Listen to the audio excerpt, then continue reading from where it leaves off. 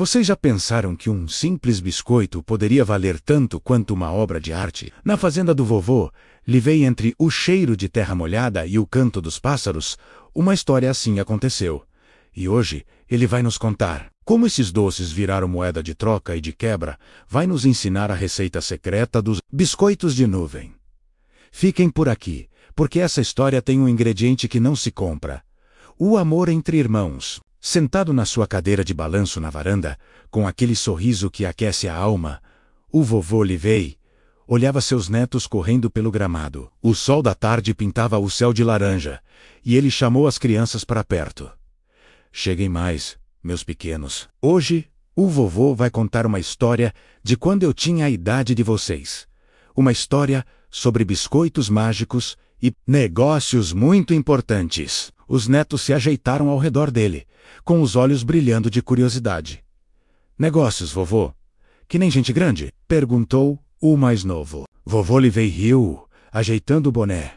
Exatamente, mas era um tipo diferente de negócio. Envolvia a sua tia Avo, minha irmã, e uma receita que atravessou gerações. Ele continuou, com a voz carregada de nostalgia. Naquela época, a gente não tinha dinheiro para comprar tudo o que queria, mas tínhamos algo muito mais valioso: talentos. Eu sempre gostei de me aventurar na cozinha, enquanto minha irmã, ela era uma artista. Pincéis e tintas eram seus melhores amigos. O problema é que eu não tinha a menor habilidade para as aulas de artes da escola. E o que o senhor fazia, vovô? Perguntou a neta. Aí que entra a mágica, disse ele, com um brilho maroto no olhar. Eu descobri que podia fazer os melhores biscoitos da região. Eram leves, doces, derretiam na boca, pareciam pedacinhos de nuvem. Então, eu fiz uma proposta para minha irmã. Para cada desenho ou pintura que ela fizesse para os meus trabalhos da escola, eu pagava com um saquinho desses biscoitos. As crianças riram, imaginando a cena. E ela aceitou? Perguntaram em coro. Na hora, respondeu o vovô Livei. Ela amava meus biscoitos, tanto quanto eu odiava desenhar. Nossos contratos eram fechados na cozinha, com cheiro de açúcar no ar. Eu entregava os biscoitos e ela me entregava paisagens, retratos, tudo com uma qualidade que minha professora de artes nunca acreditaria que fossem meus. Foi a melhor parceria que já fiz na vida.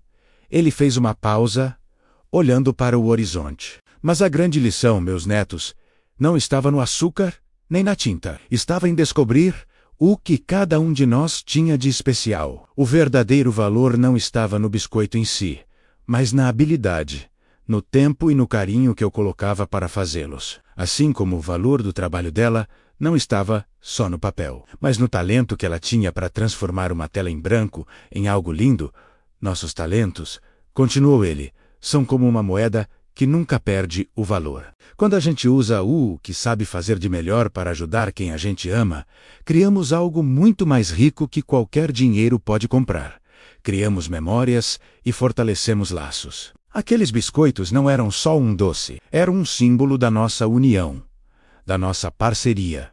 Vendo os olhinhos atentos das crianças, ele se levantou com um pulo surpreendente para seus 70 anos. E sabem qual é a melhor parte? Hoje eu vou ensinar a vocês a receita desses biscoitos moeda de troca. Vamos para a cozinha fazer os biscoitos de nuvem. Já na cozinha rústica da fazenda, com potes de vidro e panelas de cobre penduradas, vovô Livei começou a separar os ingredientes. É a receita mais simples e mais mágica que existe. Vamos precisar de pouca coisa. Anotem aí: 4 claras de ovos, que precisam estar em temperatura ambiente. Isso é muito importante. 1,5 xícaras de açúcar bem fininho, aquele de confeiteiro, se tiver. Se não, pode ser o cristal batido no liquidificador. 1 pitadinha de sal que parece nada, mas faz toda a diferença para realçar o sabor. E por fim, 1 colher de chá de extrato de baunilha ou raspas de limão, para dar aquele perfume especial. Ele entregou uma tigela grande para um dos netos. Primeiro passo: vamos separar as claras das gemas com muito cuidado. Não pode cair nenhuma gotinha de gema na clara, senão nosso merengue não sobe e o biscoito não vira nuvem. Com a ajuda das crianças, eles separaram as claras. Agora, a parte divertida, disse vovô Livei, pegando a batedeira.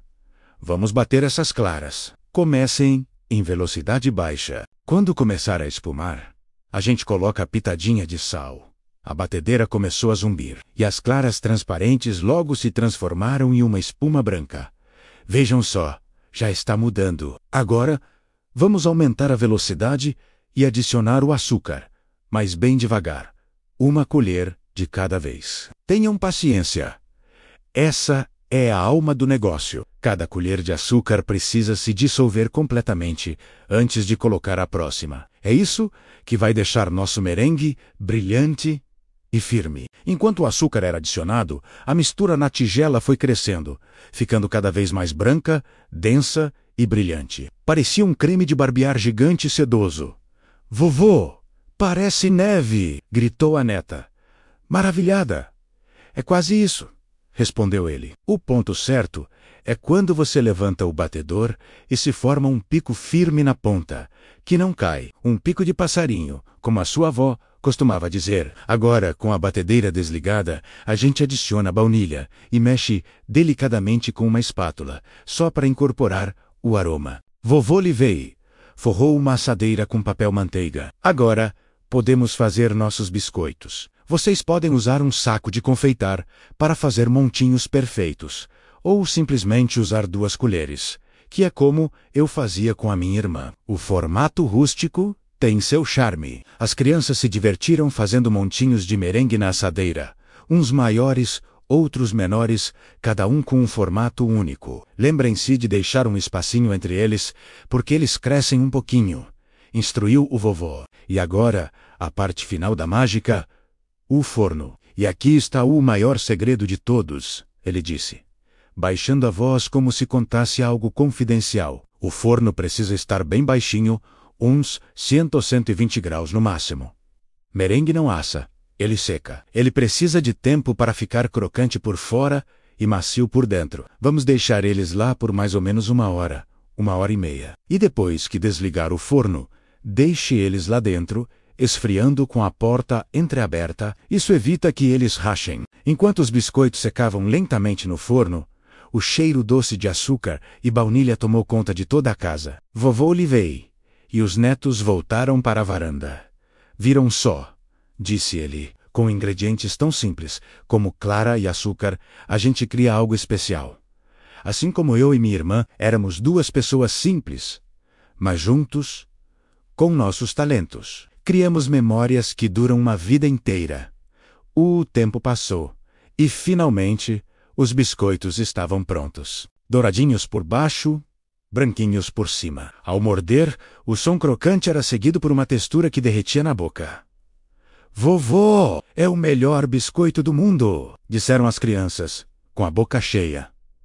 Vovô Livei sorriu, satisfeito. Agora vocês entendem por que a sua tia-avó trocava os desenhos dela por esses biscoitos. O valor deles está na experiência, no carinho de fazer algo para quem a gente ama.